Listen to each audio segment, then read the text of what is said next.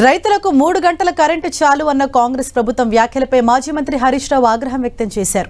ఈ మేరకు ఎక్స్ వేదికగా ఆయన ట్వీట్ చేశారు. ఈఆర్సీ ముందు కోదండరెడ్డి, రేవంత్ మనసులో మాట బయటపెట్టారని ఎద్దేవా చేశారు మాజీ మంత్రి హరీష్ రావు. రైతు డిస్కం పేరిట చేస్తున్న నాటకాలు 24 గంటల విద్యుత్కు కోత పెట్టేందుకేనా అంటూ ఫైర్ అయ్యారు. కాంగ్రెస్ ప్రభుత్వానికి యావత్ రైతాంగం బుద్ధి చెబుతుందంటూ అభిప్రాయం వ్యక్తం చేశారు. అమెరికా వేదికగా రేవంత్ రెడ్డి చెప్పిన మాటలను ఇప్పుడు అమలు చేసే దిశగా కుట్రలు జరుగుతున్నాయని ఆరోపించారు హరీష్ రావు. పొలం అంటే ఏంటో, బోర్ ఆగిపోతే పంట ఎలా ఎండిపోతుందో, రైతు రాత్రింబవళ్లు ఎలా కష్టపడతాడో తెలియని వాళ్లు మాత్రమే 3 గంటల కరెంటు చాలని మాట్లాడగలరని చురకలంటించారు.